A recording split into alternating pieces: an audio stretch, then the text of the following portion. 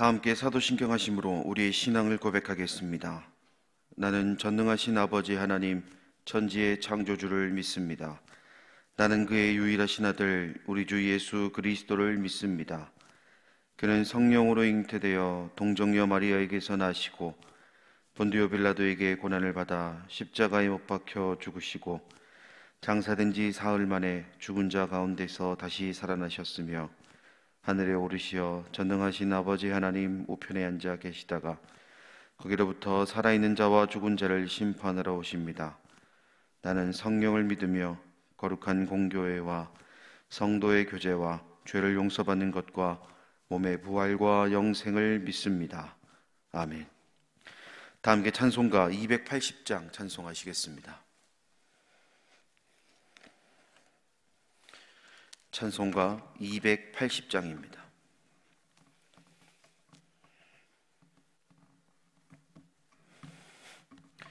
전부여 의지 없어서 손 들고 옵니다.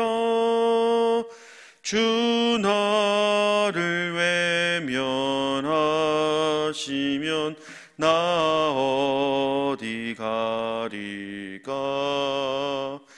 내 죄를 씻기 위하여 피 흘려 주시니 곧 회개하는 마음으로 주 앞에 옵니다. 전부터 계신 주께서 영죽을 죄인을 보혈로 구해 주시니 그 사랑 한없네. 내 죄를 씻기 위하여 피 흘려 주시니 곧 회개하는 마음으로 주 앞에 옵니다. 나 예수 의지함으로 큰 권능 받아서 주님께 구한 모든 것 늘 얻겠습니다. 내 죄를 씻기 위하여 피 흘려 주시니 곧 회개하는 마음으로 주 앞에 옵니다.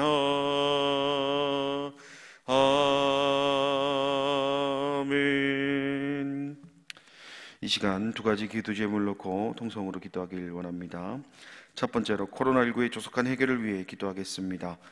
코로나19의 재확산으로 인해 사회적 거리두기 2.5단계로 격상된 지금의 상황을 주님 지켜주시고 불쌍히 여겨주셔서 더 이상 이 사태가 확산되지 않도록 인도해 주시옵소서. 백신과 더불어 치료제 개발을 통해 이 어려움에서 벗어나고 또 국가 방역에 최전선에 수고하고 있는 관계자들과 의료진들을 위해서 기도해 주시길 바랍니다. 두 번째로 가자 공동체를 위해서 기도하겠습니다. 다가올 2021년을 이끌어 가실 주님을 기대하며 올해보다 더 나은 내년이 될 수 있도록 인도해 달라고, 특별히 2021년 가자 공동체 재도약을 꿈꾸고 있는 우리에게 영적으로나 물적으로나 부족함이 없도록 인도해 주사 외부적인 것들로 인해 사역이 위축되지 않고 주님이 맡기실 사역들을 맡을 만한 그릇을 키우는 우리의 모습이 될 수 있도록 인도해 달라고 이 시간 우리 두 가지 기도 제목을 놓고 함께 통성으로 기도하도록 하겠습니다. 자비로우신 아버지 하나님, 은혜와 사랑을 감사드립니다. 오늘도 이 새벽을 깨우며 주님만이 소망이요 변함없는 반석이심을 고백하며 주님께 엎드려 기도합니다. 주님, 코로나19라는 한 번도 경험해보지 못했던 이 팬데믹으로 인해 우리 삶에는 참 많은 어려움들이 있습니다. 또 이번에는 사회적 거리두기가 2.5단계로 격상이 되면서 더 어려움이 있는 것이 사실입니다. 주님, 이 지금의 상황을 지켜주시고 불쌍히 여겨주셔서 더 이상 이 사태가 확산되지 않도록 주님 인도해 주시길 원합니다. 인간의 탐욕과 인간의 어리석음으로 인해 만나게 된 이 상황, 정말 주님, 우리가 더 회개하고 더 엎드려 기도하오니 주님 불쌍히 여겨주시고 더 확산되지 않도록 주님 인도하여 주시옵소서. 백신과 더불어 치료제 개발을 통해 우리의 이 어려움이 하루속히 해결될 수 있도록 인도해 주시고, 특별히 국가 방역에 최전선에 수고하고 있는 관계자들과 의료진들을 지켜주셔서 그들의 사역을 통하여서 이 사회가 조금 더 안전해지고 조금 더 평안해질 수 있도록 주님 또한 인도하여 주시옵소서. 주님 또한 간절히 빌고 원합니다. 가자 공동체를 위해서 기도합니다. 주님, 다가올 2021년을 이끌어 가실 주님을 기대하며 하루하루 기도로 준비하고 있습니다. 올해보다 더 나은 내년이 될 수 있길 원합니다. 특별히 2021년 가자 공동체 제도역을 꿈꾸고 있는 우리에게 영적으로나 물적으로나 부족함이 없도록 인도해 주시고, 외부적인 것들로 인해 사역이 위축되지 않고 주님이 맡기실 사역들을 맡을 만한 그릇을 키우는 우리의 남은 2020년이 될 수 있도록 주님 인도하여 주시옵소서. 그리하여서 그릇이 작아서 우리가 정말 주님의 사역을 감당하지 못하는 일이 없도록 우리가 이 지금 삶의 어려움과 고난의 순간들 속에서 훈련을 통해 연단하는 우리의 모습들 될 수 있도록 주님 인도하여 주시옵소서. 이 시간 사랑하는 담임 목사님을 통해 오늘 우리를 향한 하나님의 귀한 말씀을 듣게 하시니 감사합니다. 저희들에게 공급해 주시는 생명의 양식을 통해 책임적인 그리스도인으로서의 본분을 지키며 말보다는 행동으로 본을 보이며 살아가겠노라 믿음으로 고백하며 더욱 주님만을 의지하기로 결단하는 이 시간이 되게 하여 주시옵소서. 모든 말씀 예수님의 이름으로 기도드립니다. 아멘.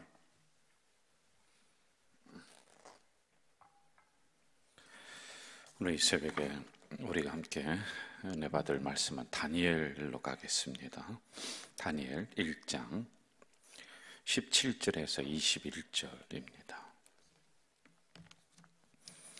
다니엘 1장 17절에서 21절. 제가 가진 구약 성경 1232쪽에 있습니다. 1232쪽. 다니엘 1장 17절에서 21절 말씀. 우리 합독하도록 하겠습니다. 하나님이 이 네 소년에게 학문을 주시고 모든 서적을 깨닫게 하시고 지혜를 주셨으니 다니엘은 또 모든 환상과 꿈을 깨달아 알더라.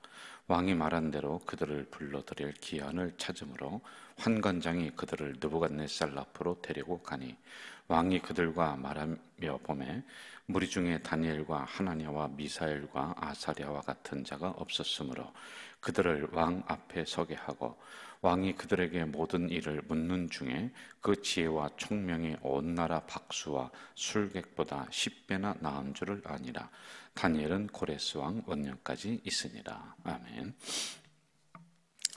오늘부터 다니엘을 강해를 하도록 하겠는데요.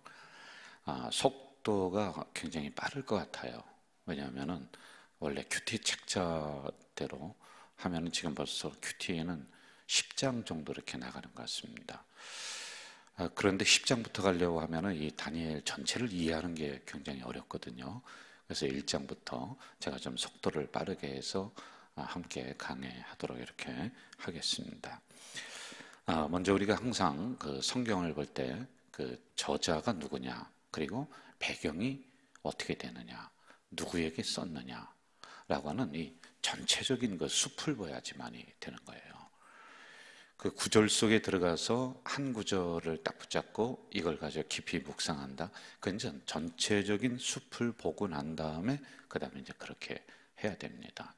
그런데 이러한 전체적인 숲을 보지 않고 나무 하나하나만 보면서 우리가 나아가면은 원래 성경이 말씀하시고자 하는 그 뜻을 발견할 수가 없습니다. 그냥 문자만 캐내서 그것만 해석하려고 하는 그런 문자주의적 해석이 나오는 거거든요. 그래서 여기서 잘못된 그런 이론들이 많이 발생을 하고 이렇게 된다는 말입니다. 그래서 오늘 우리가 먼저 이 다니엘이 왜 쓰여졌는가, 그리고 누구를 향해서 쓰여졌는가, 시대적인 그런 배경은 무엇인가라고 하는 이런 전체적인 숲을 우리가 보야지만이 돼요. 그걸 먼저 말씀을 드리고, 그리고 여기에서 가장 중요하게 여기는 부분들은 또 어떤 것들인가라고 하는 이런 개론이라고 하죠. 이런 서론, 개론적인 부분을 우리가 이해를 하고 들어가야 됩니다. 여러분, 그 구약에 나오는 뭐 다니엘, 느헤미야, 뭐 에스라, 이게 이제 성경의 이름이거든요. 39권 구약은 그렇죠. 그런데 대부분의 쓴 사람의 이름이 그 성경의 이름이 될 때가 많습니다. 이 다니엘도 누가 썼느냐? 다니엘이라고 하는 사람이 기록을 했단 말이었죠. 이 다니엘이라고 하는 뜻은 하나님은 나의 재판관이시다 라고 하는 이런 뜻을 가지고 있습니다. 이게 우리가 지난번에 예레미야를 우리가 강의를 했었잖아요. 그것과 같이 이어지는 선상이었어요. 예레미야를 강의할 때 기억을 한번 좀 되살려 보면 좋을 것 같은데요. 이스라엘 1차, 2차, 3차 침공을 했죠. 바벨론이 침략을 해서 성전을 다 회파시키고 다 가져가고, 그리고 좀 똑똑하다라고 하는 사람들을 바벨론으로 다 끌고 갔습니다. 그렇죠? 근데 그 중에 하나가 누구냐? 이 다니엘이 끌려간 거예요. 다니엘은 왕족 출신 아주 귀한 가문의 그 어린 자녀였습니다. 그래서 바벨론으로 끌려갔었던 이러한 처지였다. 그런데 다니엘에게는 좀 특별한 은사들이 조금 있었습니다. 이거 이제 나중에 하나님이 더 크게 사용하시고 크게 주시는데, 뭐냐면 꿈을, 환상을 해석하는 그 특별한 능력이 그에게 좀 있었던 것 같다. 이게 우리가 봐야 될 부분이죠. 그리고 이 말씀은 어떤 사람에게 기록을 했느냐, 누구를 염두에 뒀느냐, 이것은요, 포로 생활 가운데 이스라엘 백성들이 많이 있었잖아요. 이제 그들을 향해서 이 말씀을 기록을 하고 있습니다. 한번 우리가 다시 생각을 해봅시다. 고향 땅도 무너졌어요. 그럼 포로로 끌려간 사람들은 좀 생활이 괜찮냐? 그들도 비참하게 짝이 없습니다. 노예 생활이란 말이에요. 이들이 희망이라고 하는 게 별로 없었습니다. 이럴 때 다니엘을 기록을 하면서 이 성경을 통해서 이제 이들에게 희망을 넣어주고 있는 거예요. 그래서 다니엘은 묵시문학이라고 해요. 묵시문학이라고 하는 것은 지금 이 땅의 상황은 안 좋다. 이 땅의 상황은 절망이다. 그러나 바벨론이 아니라 하나님이 일어나셔서 이 세계를, 이 바벨론을 무너뜨릴 것이고 이 세상은 이렇게 끝날 것이다라고 하는 미래적인 상황을 담아놓고 있는 것이 묵시문학. 이것은 숨겨진 책, 이렇게 우리가 보면 될 것 같아요. 신약으로 오면서는 어떤 게 있을까요? 요한계시록이 바로 묵시문학, 숨겨진 책, 이렇게 우리가 보고 있단 말입니다. 자, 여기에서 우리가 중요하게 봐야 될 것은 이제 바벨론이 세계를 주도하는데 아니다. 세계를 주관하는 것은 하나님이시다. 이 사상을 계속 이 다니엘을 통해서 알려주고 있단 말입니다. 그래서 포로 생활에서 고난당하고 힘들어하는 이스라엘 백성들에게 다시 한번 하나님의 제일주의 신앙을 다시 일으키도록 만드는 것이 바로 다니엘서이다라고 하는 겁니다. 몇 가지의 특징이 이 안에 있습니다. 첫째는 구약의 계시록이라고 이 다니엘을 부릅니다. 여러 가지 것들이 숨겨져 있어요. 우리가 이제 좀 보겠습니다만은 큰 신상이 나오고 뜨인 돌이 나오고, 이 뜨인 돌이 뭐 신상에 발을 쳐버리니까 신상이 다 무너지고 조각조각 났다, 뭐 이런 환상들은 이게 당시만 해석하는 것이 아니라 숨겨진 책이라고 했잖아요. 신약으로 오면서 예수 그리스도를 의미하기도 하고 이러한 것들이 이 안에 담겨져 있다. 그래서 묵시문학, 구약의 계시록, 이렇게 우리가 부르고 있습니다. 두 번째, 예언이 나오는데 이것은 가까운 미래에 이루어질 예언도 있어요. 바빌론은 망한다 라고 하는 예언이 있고요. 그리고 말세에 일어날 예언도 이 안에 담겨져 있습니다. 그래서 신약으로 오면서는 요한계시록과 서로 짝을 맞추면서 해석을 해야 될 부분들도 이 안에 있단 말입니다. 세 번째는요, 부활 사상을 이 안에 담아놓고 있다는 것입니다. 다니엘은 6개의 이야기와 4개의 환상, 이것으로 다니엘이 중심을 이루면서 이 성경을 끌고 나가고 있습니다. 자, 이러한 개론적인 우리가 부분을 가지고 느헤미야와 에레미야와 연장선상에서 다시 기억을 떠올리면서 우리가 좀 이 말씀을 하나하나 봐야 됩니다. 예레미야는 이스라엘 유다 땅에서 일어나고 있었던 이 상황을 기록한 것이죠. 그런데 다니엘은 이제 포로로 잡혀가서 바벨론에서 일어나고 있는 상황들을 기록한 이런 지리적인 배경도 다릅니다. 이것을 염두에 두면서 우리가 좀 이제 말씀으로 좀 들어가 봐야지 될 것 같아요. 자, 우리 4절을 좀 보겠습니다. 4절. 오늘은 읽지 않았습니다만은 4절 같이 한번 읽어볼까요? 4절입니다. 곧 흠이 없고 용모가 아름다우며 모든 지혜를 통찰하며 지식에 통달하며 학문에 익숙하여 왕궁에 설 만한 소년을 데려오게 하였고 그들에게 갈대아 사람의 학문과 언어를 가르치게 하였고, 이렇게 나와요. 자, 여러분, 이게 어떠한 의미냐 하면은요, 이제 왕을 모실 만한 그 사람들을 선발하는 겁니다. 이제 우리로 얘기하면은 옛날 조선시대라든지 고려시대에 왕을 옆에서 모시고 있었던 환관들, 내시들, 뭐 내시까지는 아니어도 하여간 그 정도의 이제 사람들을 이제 뽑는 거예요. 그리고 왕궁 학교에서 3년 동안 이들을 훈련을 시킵니다. 그래서 이스라엘 이 다니엘과 세 친구 총 4명만 뽑힌 게 아니라 다른 사람도 많이 뽑았어요. 그리고 그들을 같이 훈련을 시키고 끝나고 난 다음에는 왕 앞으로 데려갑니다. 그 당시에는 항상 정치를 할 때는 물어봤습니다. 누구한테 물어보냐? 신에게 물어보는 거예요. 이방 신들이죠. 우상들에게 물어봅니다. 그리고 나서 신탁이라고 그래요. 신이 말씀해 주면은 그대로 정치를 하고 그대로 전쟁을 하고 사람도 그대로 죽이고 뭐 이런 형태로다가 다 신탁 정치였단 말이에요. 여기 나오는 박수 그리고 술객들, 이게 이제 그 당시 바벨론의 신탁을 했었던 사람들이에요. 그런데 영 시원찮거든요. 그래서 이 왕궁 학교에서 훈련했었던 사람들을 뽑아서 테스트를 해요. 그 중에 다니엘과 세 친구, 다니엘, 사드락, 메삭, 아벳느고라고 하는 총 4명의 이스라엘 청년들이 뽑혔다는 겁니다. 그리고 이 왕 옆에서 채측근에서 이런저런 조언을 해주면서 정치를 올바로 하도록, 나라를 올바로 다스리도록 하는 역할들. 그러니까 굉장히 중요한 위치란 말이에요.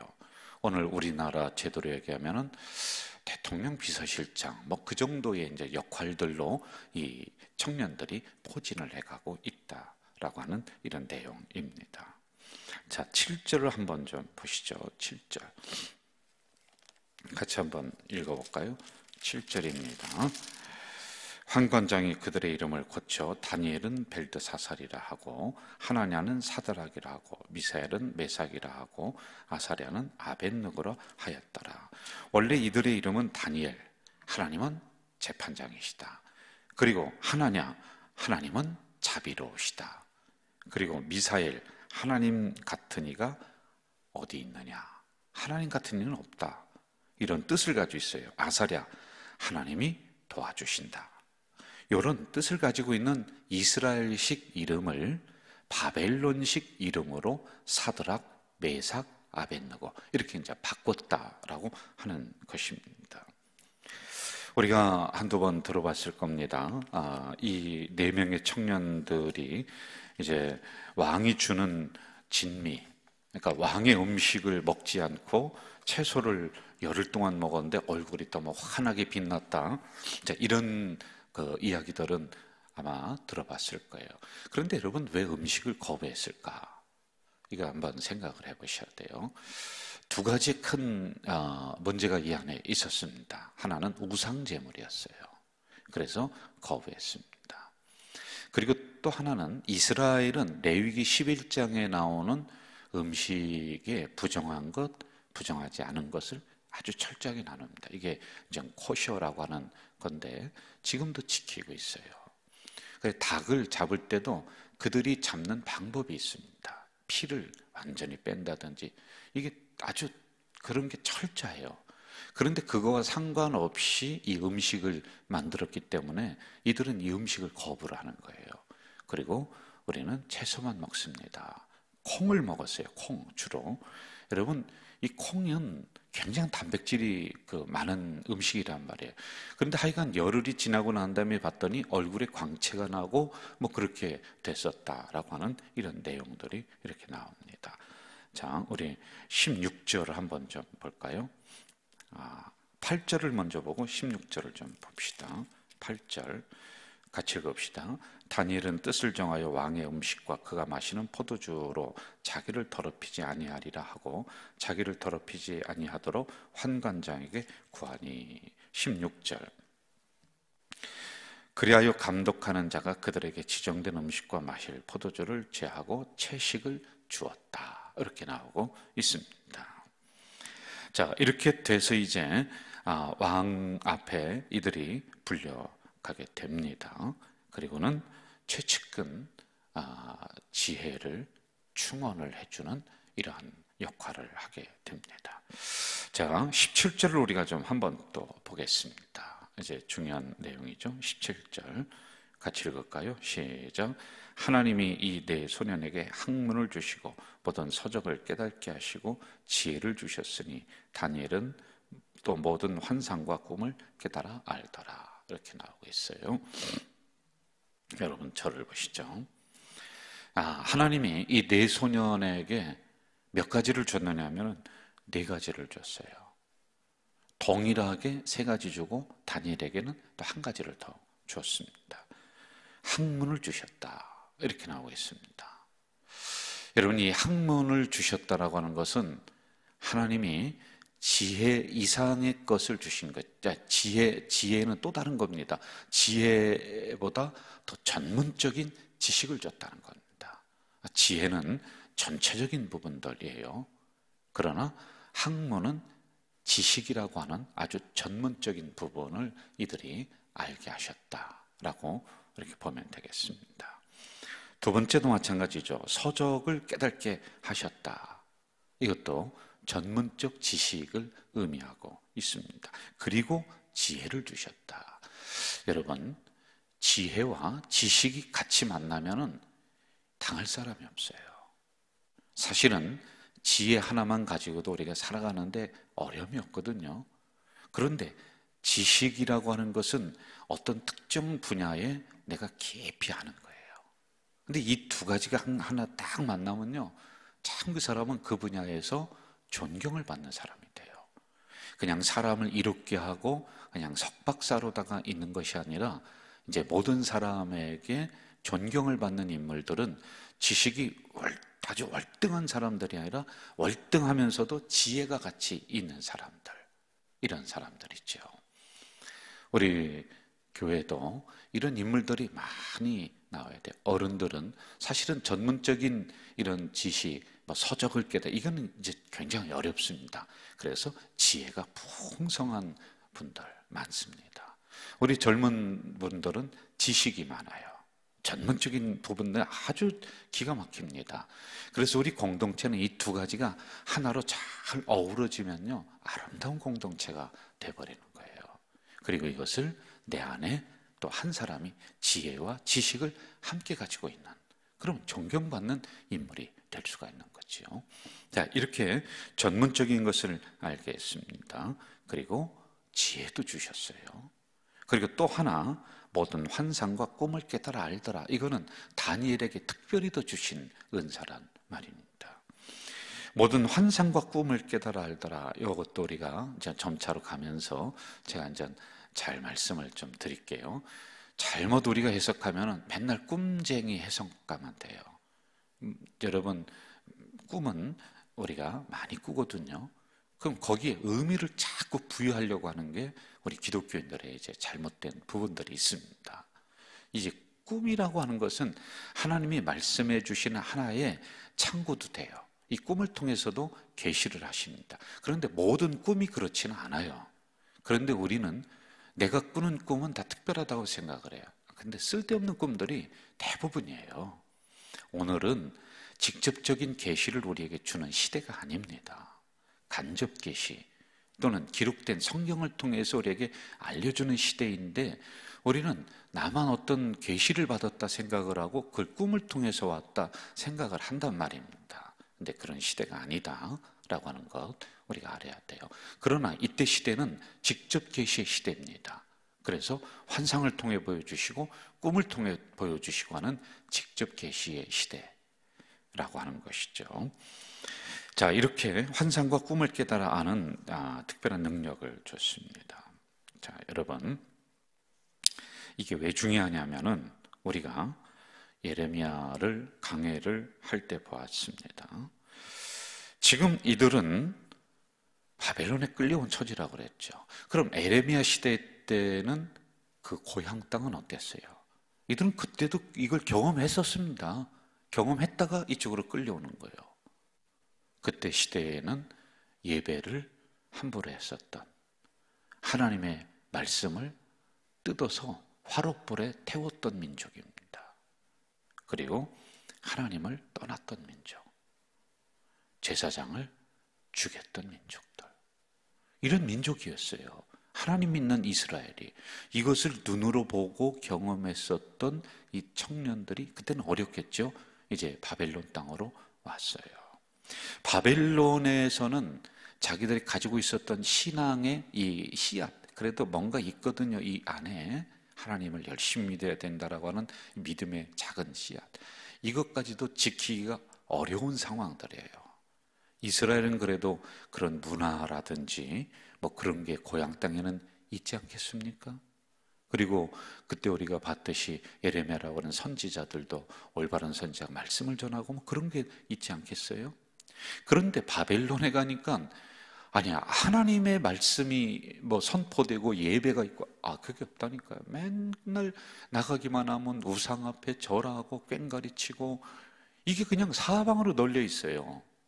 이런 상황에서 여러분 가지고 있는 믿음의 작은 씨앗을 지킨다, 이게 어려운 거예요. 그런데 이 4명의 소녀는 그걸 지켰다는 거예요. 그게 있었다는 거예요. 그래서 여러분 17절에 보면은 소년에게 학문을 주셨다, 서적을 깨닫게 하셨다, 지혜를 주셨다, 모든 환상과 꿈을 깨달아 알았다 라고 하는데 앞에 뭐가 나와요? 17절에 보세요. 여러분 뭐가 나오죠? 누가요? 대답해 보세요. 하나님이. 그렇죠. 하나님이. 여러분 이들이 노력해서 된 게 아니란 말이에요. 이들이 학문이 다 있었고 지혜가 다 있어서 그걸 사용한 것이 아니라 이들이 가지고 있었던 이 작은 믿음, 이것을 끝끝내 버리지 않습니다. 나중에 또 볼 거예요. 이들이 어떤 신앙을 가지고 있었냐, 이게 점점 커집니다. 그렇죠? 그런데 이것을 보시고 하나님이 그 다음에 필요한 것을 주신 거예요. 이미 있었던 게 아니에요. 뭐 다른 사람보다 좀 똑똑할 수는 있었겠죠. 그런데 그렇게 출중하지가 않았습니다. 그런데 하나님이 사용하시려고 이 작은 믿음을 하나님은 어여삐 여기시고 바벨론 땅에서도 이 믿음을 버리지 않는 것을 보시고 하나님은 그 다음에 그들이 필요로 하실 것이 이러이러한 것들이다 생각하시고 하나님이 그 다음에 주시는 거예요. 이해가 되셨나요? 그래서 하나님이 학문 주시고 서적 깨닫게 해주시고 지혜를 주시고 이렇게 하셨다라고 하는 것입니다. 우리가 이 새벽에 한 번 더 우리 가족 공동체가 점검해야 될 부분들이 바로 이 지점입니다. 어떤 상황에서도 우리가 가지고 있는 하나님 제일 중심의 그 믿음, 크든지 작든지 이걸 꼭 붙잡고 있어야 될 때가 오늘의 이 시대란 말이에요. 그러면 여러분 그 다음에 우리는 잘 몰라요.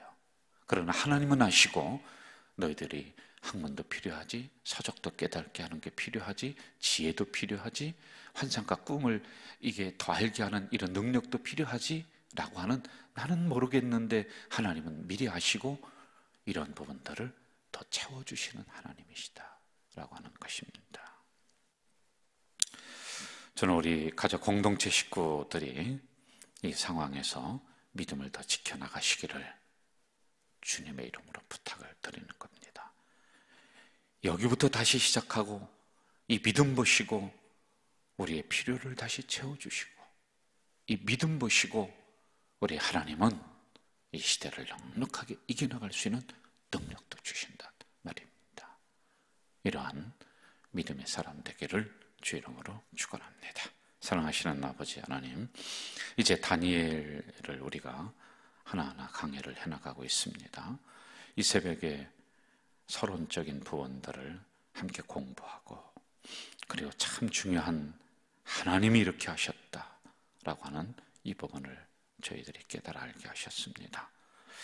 우리 가족 공동체 식구들도 이런 어려운 상황에서 우리들 가슴 속에 있는 이 믿음을 끝까지 지켜나가고, 이 믿음을 통해서 다시 역사가 일어난다라고 하는 이런 확신을 가지고 이 시대를 승리하며 나가는 우리 공동체 식구들이 다 될 수 있도록 인도해 주시옵소서.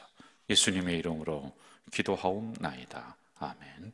하늘에 계신 우리 아버지, 아버지의 이름을 거룩하게 하시며 아버지의 나라가 오게 하시며 아버지의 뜻이 하늘에서와 같이 땅에서도 이루어지게 하소서.